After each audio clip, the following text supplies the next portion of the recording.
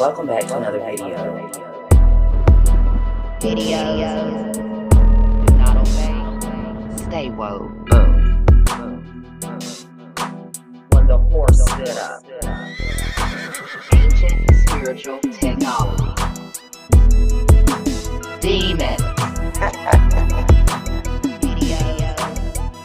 Heard any stories from your nanas or Ppls? Okay. Peace.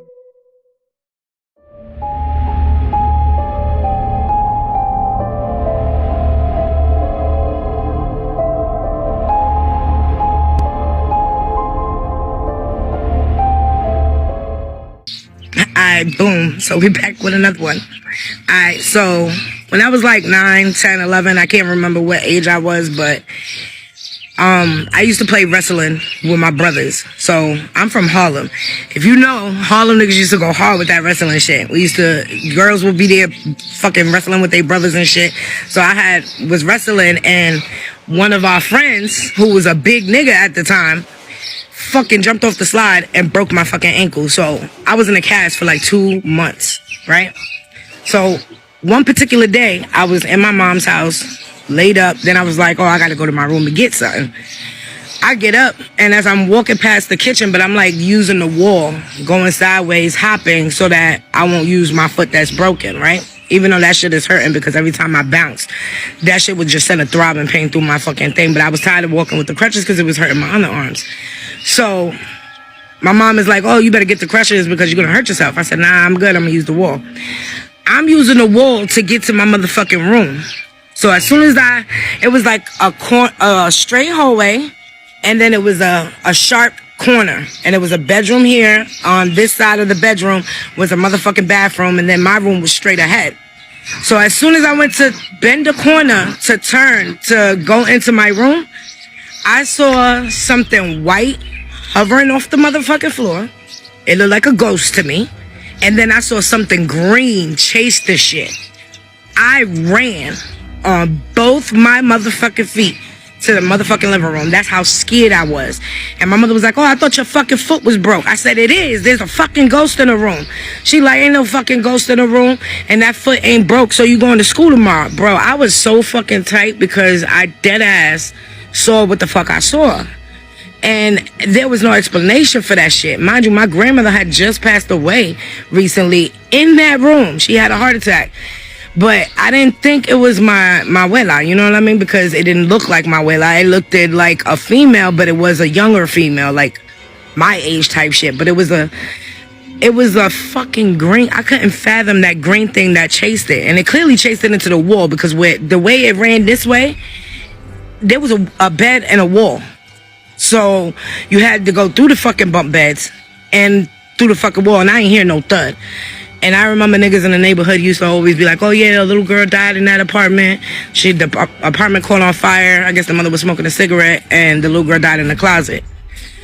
I don't know what that little girl looked like, but that shit was hovering off the motherfucking floor. I will never forget that fucking day. I've told many stories from Africa and the Caribbean, and let's not neglect the States because a lot also goes on here. I am back with another spooky story, and this one is a submission from New York City. This all started when this person moved to their home in Brooklyn. We'll call the person who submitted the story Julie. This all started when Julie and her man were looking for homes. They wanted to leave their apartment in Queens and get something a little bit more sustainable, long term. They looked at Brooklyn, Manhattan, Long Island. The best deals that they were finding were in Brooklyn. Specifically, there was this one house that you just could not beat. The price was really good. It was in a remote location. You'd be able to access the bus. It's not that far from a hospital. And the price of the house was really good. Now, Julie knew why, or she thought she knew why the price of the house was so low or so good. She thought that out of all the other houses that she looked at, that one particular house was the least modern one. It looks like that house would be a bit of a fixer-upper, but they would have to spend a little bit, come out of pocket for renovations. But besides that, it was spacious, ready for them to move in. It was a great spot. Julie and her husband closed down on the house. It's fair to mention that the house was right across the street from a cemetery.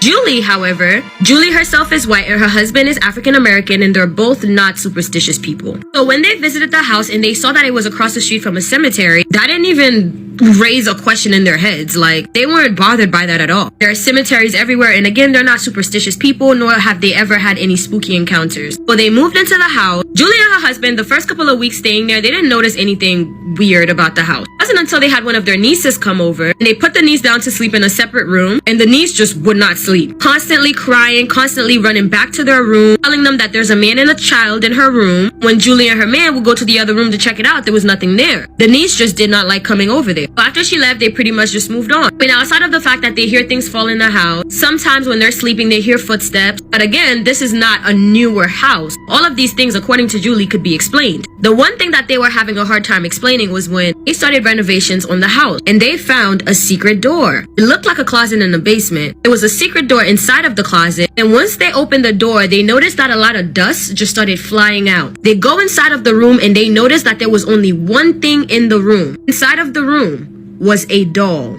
They said that this doll was very freaky looking, as it looked like the hair on the doll looked like real human hair. One of the eyes was missing. The doll's skin also had cracks all over it. And the one eye that the doll had was red. Julie's looking at this doll, and the only thing that she can think of is, well, we gotta get rid of it, because like we gotta do construction on the house, so this doll is gonna have to find a new home. So Julie takes the doll and goes outside and throws it in the garbage. What a funny coinkydink. It was probably a kid that lived in the house before that didn't think anything of it for the rest of the day. Julie said that she had a dream about the doll later that night. She opened her eyes, it was the doll laying next to her and not her husband. She closes her eyes, reopens it again, and she woke up to her husband sleeping next to her. Move on, and they keep on renovating the house. Now, y'all remember that doll that Julie threw out? They had a construction crew come in to help them break some stuff down. And as the construction crew is working on the basement, they stumble across a doll. One of the men doing construction was way too uncomfortable touching this doll. He called Julie to come handle it. So Julie comes, and to Julie's surprise, it was the exact same doll that she had thrown away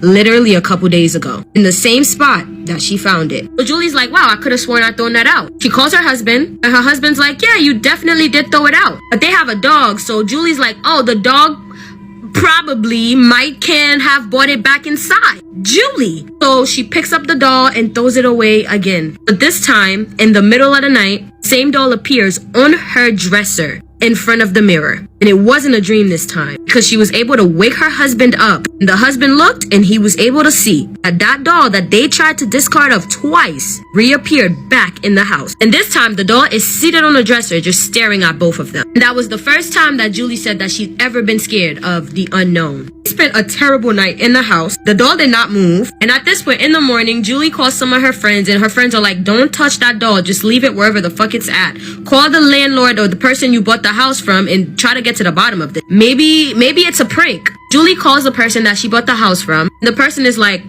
haunted? What? We have no idea what you're talking about. But it's your house now, so it's your problem. Don't call us? And Julie said that ultimately her and her husband made a decision that she was not proud of. They decided to sell the house at an even cheaper price than they bought it. Don't mind the noise in the background, but I got another scary story time for y'all, okay? This story time took place at the New York State Capitol. This was like at the peak of me and my family saying that we was gonna go to like haunted places together and like getting into, you know, all that spooky stuff. They was giving out like open tours for people that wanted to see like the haunted building, and they was doing it through like a website. So my mom signed us all up to go, and so we went, right?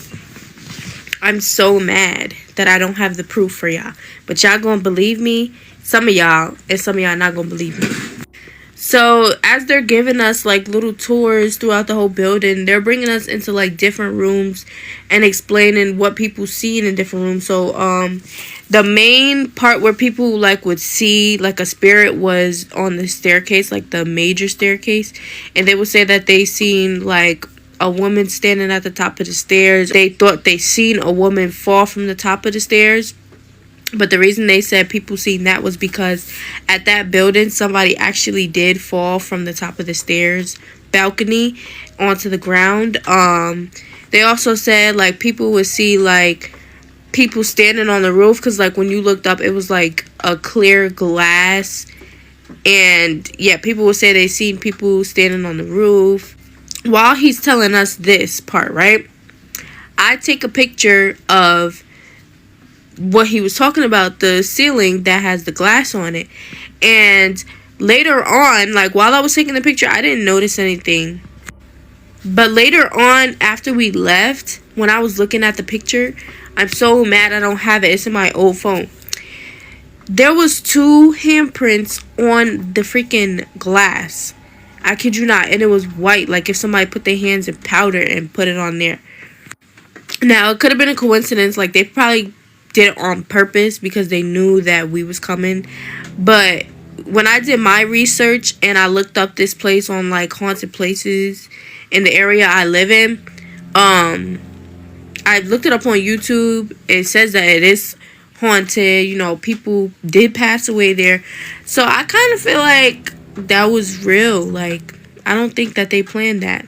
Also, when we went downstairs on the first floor, I think it was, the guy that was giving us a tour, he was showing us like how detailed they made everything down there. I don't really know what you would call it, but like there were these little like brown carvings they did on the walls, but at the top of the walls, and all of them was like lions, I think, but on one of them it was the D word.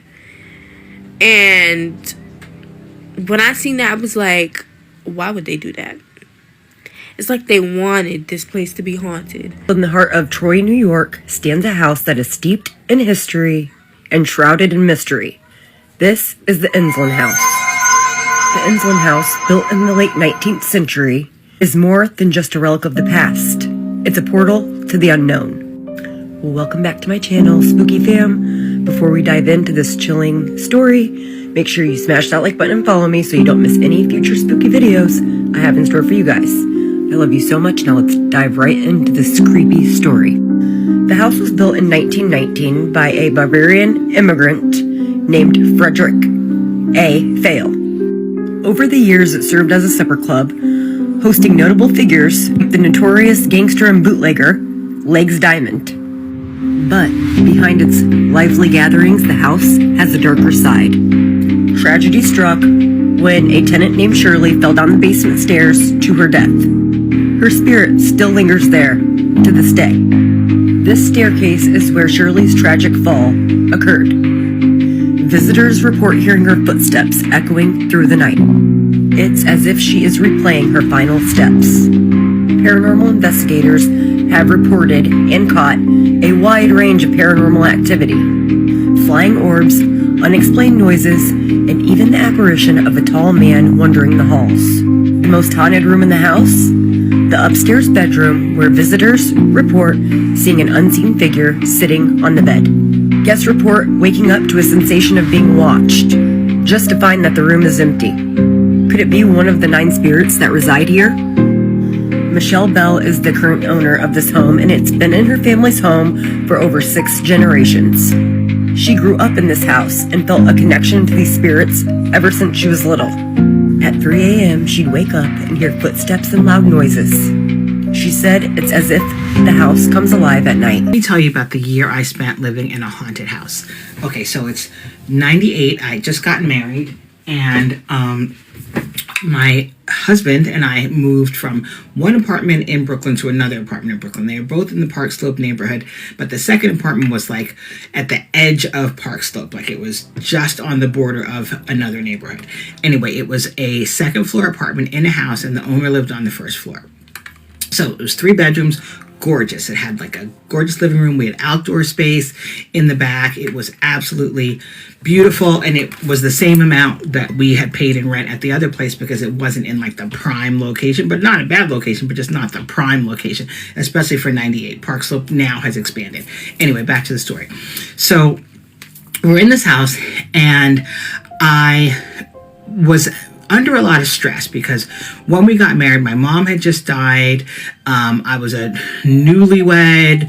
I was just got promoted at work. I was under a lot of pressure. Like there was all this stuff. And the reason I say this is because that is why I could stay in this haunted house for a year, because I didn't really realize at first that that's what was going on. So my husband's a night owl. I am a morning person. So I would go to bed at my normal time, which was early for him, so he was always up. And the way the house was situated is the living room was in the back of the house and the bedroom was in the front of the house. And it was 3 bedrooms, and there was a long hallway that connected the bedrooms and bathroom area to the kitchen and the living room. So it was far. It was the whole expanse of the house. So he would be in the living room and I would be in the bedroom. And night after night after night, I would wake up from a nightmare, and it was the same nightmare. This woman would basically come out of the wall behind me, and she was an old elderly type woman, and she was angry, and she had this angry face, and she would come out of the wall and she would basically like this into my face, and she would be like screaming and yelling, and I don't know if she was saying like get out or anything like that, but she was putting the fear of God into me, and I would wake up screaming. And this happened night after night after night. Not every night, but it happened often. Then the other thing that would happen is my husband, who is a musician, and he would be on the road, sometimes with bands. But when he was on the road, and especially when he would come home, he would suffer from major like depression and anxiety. So I was being haunted through nightmares, and he was basically being haunted through this major like depression where he wouldn't be able to get up off of the couch for days and days and days, like paralyzing depression. And he would go on the road and he would still have it, and he would be having panic attacks on the road, and it was crazy. So this is how I started to figure out that something was going on, and that it wasn't just like stress and pressure in my head. So one day I was home from work, and the landlady didn't expect me to be home. This is 98, so it's pre-working from home days. I was off from work, and I hear her coming up the stairs with like 2 or 3 other people. And as she's coming up the stairs, they were basically like saging, like trying to cleanse, like saging the house. And I hear the person who she's with the sage say, is this the apartment where she died? Tell me what room she died in. And I open the door, and I realized that the apartment was a son and his family in the main floor. And he built this upstairs apartment for his mother. That's who lived there before. The mother died in that house, in that bedroom, and she did not tell us that. And I only found out because of this saging situation that was going on. So I opened the door, and I hear her say that. And when she realizes that I'm there, she goes, no, she didn't die in the house. She died at the hospital, but, this is where she lived, okay? So anyway, we left that apartment. We did live there for about a year because, like I said, it took months and months for me to figure out what was going on because I thought it was me, okay?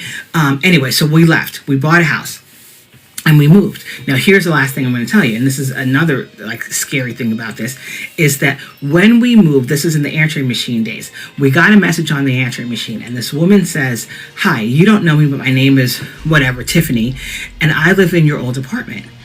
And she says, "I'm wondering if you can call me back." And I knew from the way she sounded that she was being haunted in that apartment, and she wanted to call and talk about it. So I called her back, and then I called her maybe twice, and I never heard back from her. So either she didn't want to talk about it, or something was preventing us from connecting. And it wasn't about leaving mail. It wasn't about anything else. I know it was about that because I heard it in her voice, and because she had no other reason to contact us. Right there is one of the most notorious scary spots in New York City. Legendary haunted place called Clinton Court. And it is sandwiched between all these homes. I bet you there's a lot of people that don't even know it's right there. But I think most people that live on this block are aware. It is called Clinton Court, and it is seriously haunted. There has been at least 4 women who have fallen to their deaths at this place. Right here at Clinton Court, 420-22. Clinton Court.